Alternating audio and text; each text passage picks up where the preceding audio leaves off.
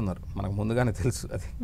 అది ఇంకా ఎక్కువ అవుతాయి. అంటే ఇంకా ఉద్యోగాలు తీసేయటం, ఇంకా ఫైనాన్షియల్లీ పాపం వాళ్ళు ఇబ్బందులు పడటం, ఇలాంటివన్నీ కూడా మీరు అమెరికా సైడ్ ఉన్నటువంటి కెనడా, అమెరికా సైడ్ ఎక్కడైతే ఈ గ్రహ ప్రభావం అయితే ఉన్నదో ఈ షష్టగ్రహ ప్రభావం కూడా వాళ్ళ మీద, అంటే మిగతా వాళ్ళ మీద కూడా ఉంటుంది, లేదని నేను చెప్పను, కానీ వాళ్ళ మీద ఎక్కువగా కనపడుతుంది. మీరు అబ్జర్వ్ చేయొచ్చు, తర్వాత కూడా మీరు అడగచ్చు నిజమే కాదన్నది. మనకి ఎలాంటి ప్రభావం ఉంటుంది అండ్ మన దేశం మీద కావచ్చు? అంటే ఈ మధ్య కాలంలో ఈ షష్టగ్రహ కూటమి గురించి విన్న దగ్గర నుండి కూడా ప్రళయాలు సంభవిస్తాయని, భూకంపాలు వస్తాయని, ఇటువంటివన్నీ వింటున్నాం. భూమి లోపల పొరలు ఎప్పుడు కదులుతూనే ఉంటాయి, భూమి ఎప్పుడు అడ్జస్ట్ చేసుకుంటూనే ఉంటుంది. టెక్టానిక్ ప్లేట్స్ అనేవి కదులుతూనే ఉంటాయి, కదలకుండా ఉంటే అది కుదరదు. ఎందుకంటే భూమి యొక్క లోపల కోర్, ఇన్నర్ కోర్, అది జరుగుతూనే ఉంటుంది ఆ ప్రాసెస్ అనేది.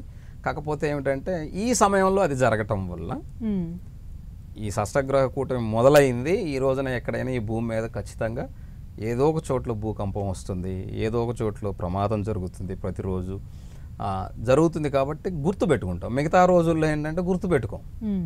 మిగతా రోజుల్లో కూడా ఎక్కడో దిక్క భూమి మీద సంభవిస్తూనే ఉంటాయి, తుఫాన్ సంభవిస్తూ ఉంటుంది, భూకంపాలు జరుగుతూనే ఉంటాయి భూమి మీద. మీరు ప్రతిరోజు కానీ మీరు కానీ చూసినట్లయితే ఖచ్చితంగా జరుగుతుంది. కాకపోతే పర్టికులర్గా ఈ రోజున స్పెషల్గా మనం అది గుర్తుపెట్టుకుంటాం కాబట్టి, షష్టగ్రహ కూటమి, ఉగాది, అమావాస్య అని ఉంటుంది కాబట్టి ఈరోజు జరిగిందని గుర్తుపెట్టుకొని రాసుకుంటాం మనం, ఈరోజు జరిగింది కాబట్టి. అలాగే అంతకుముందు కూడా ఇంకెప్పుడైనా జరిగితే ఇలాంటివి జరుగుతుంది, జాగ్రత్త పడటం కోసం చేసేటువంటి ప్రయత్నమే తప్ప ఎవరిని అది బెదిరించేదానికో భయపెట్టేదానికో కాదనమాట. అంటే ముందుగానే కాషన్ అనమాట అది. అంత పూర్వీకులు అంతకుముందు కూడా అలాగే చేశారు, ఇప్పుడు కూడా మేము చెప్పేది కూడా అదే అనమాట, కాషన్ లాగా అనమాట. కాబట్టి దాన్ని మనం చేసుకోవడం వల్ల ఇప్పుడు భూకంపాన్ని మనం ఎవరూ ఆపలేము, కాకపోతే గుర్తుపెట్టుకొని జాగ్రత్తగా ఉండగలుగుతాం అంతవరకే తప్ప దాన్ని మనం ఏం చేయాలి. ఇప్పుడు నువ్వు పూజ చేసినంత మాత్రం భూకంపం ఆగదు. ఎందుకంటే ఆ ప్లేట్లు లోపల, భూమి లోపల ఉన్నటువంటి పొరలు ఖచ్చితంగా ఎప్పుడు కదులుతూనే ఉంటాయి, తనను తాను అడ్జస్ట్ చేసుకుంటూనే ఉంటుంది. ఎందుకంటే భూమి తన చుట్టూ తాను తిరుగుతూ ఉంటుంది కాబట్టి ఖచ్చితంగా అది అడ్జస్ట్ చేసుకుంటూనే ఉంటుంది అనమాట. అందుకే మనిషి ఒక్కడే తన బుద్ధిని ఉపయోగించి మార్చాలని చూస్తాడు తప్ప మిగతా జీవులు ప్రకృతి అనుగుణంగా వెళ్తాయి. కానీ మనిషి మాత్రం తెలివైనడు కాబట్టి నేను దానికి వ్యతిరేకంగా వెళ్ళాలనుకుని ప్రమాదంలో పడతాడు. అలా పడినప్పుడు ఏమిటి అని ఆలోచిస్తాడు. నేనేం చెప్తానంటే దేన్ని నువ్వు మార్చలేవు, ఎట్టి పరిస్థితుల్లో దేన్ని నువ్వు మార్చలేవు. కానీ మార్చుకోగలిగింది ఏదైనా ఉంది అంటే అది నీ మనసు, నీకున్నటువంటి తెలివితేటల్ని ఎక్కడ ఏ విధంగా వాడుకోవాలో అక్కడ ఆ విధంగా వాడుకుంటే ఉపయోగపడుతుంది. అలా కాకుండా నేను ఇంత పని చేస్తాను, నాకు ఎందుకు తక్కువ వస్తుంది, వాడు తక్కువ పని చేస్తున్నాడు, వాడికి ఎందుకు ఎక్కువ వస్తుంది అని చెప్పేటువంటి ఈ కాన్సెప్ట్లో మనిషి తనను తాను మోసం చేసుకుంటాడు.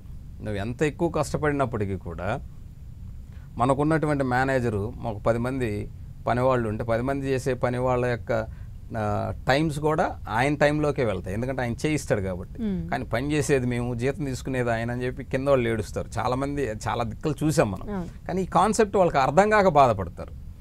ఇలా అర్థమైనటువంటి వాళ్ళు బాగుంటారు, ఉన్నతమైనటువంటి ఇక్కడి నుంచి కూడా గొప్ప స్థాయికి వెళ్ళే వాళ్ళు ఉంటారు. ఆఖరికి కింద ఒక బాయ్ లాగా చేరి ఒక కంపెనీ సీఈఓగా ఎదిగినటువంటి వాళ్ళు చాలామంది ఉన్నారు. అది అందరికీ రాదు.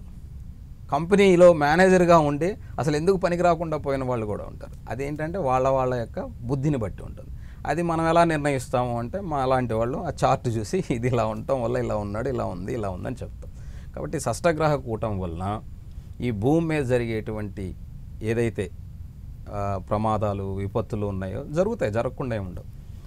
కాకపోతే గుర్తుపెట్టుకునేదానికి కాకుండా కొంతమంది ప్రముఖుల మరణ వార్తలు కూడా మనం వినే అవకాశాలు ఉన్నాయని కూడా కొంతమంది ఆధ్యాత్మికవేత్తలు ప్రతిరోజు ఈ ప్రపంచంలో ఈ భూమి మీద చాలా మంది ప్రముఖులు ఉన్నారు.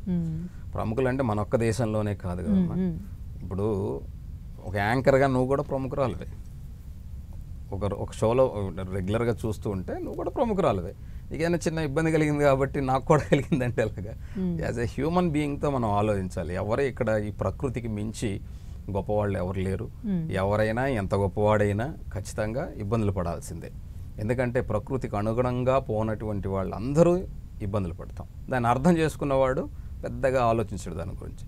కాబట్టి షష్టగ్రహ కూటమి అనేటువంటిది ముఖ్యంగా నేను ఇందాక చెప్పినట్టుగా ఈ 5 రాసులు వాళ్ళని కొంచెం జాగ్రత్తగా, అలర్ట్గా టైం మేనేజ్మెంట్ చేసుకొని వాళ్ళు ఎవరితో ఏ విధంగా ఎగ్జిక్యూట్ చేసుకోవాలో వర్క్ అలా ఎగ్జిక్యూట్ చేసుకుంటే వాళ్ళకి మంచి ఫలితాలు వస్తాయి. అలా కాకుండా మా ఇష్టం మేము ఇంతే అంటే వాళ్ళు ఖచ్చితంగా నష్టపోతారు.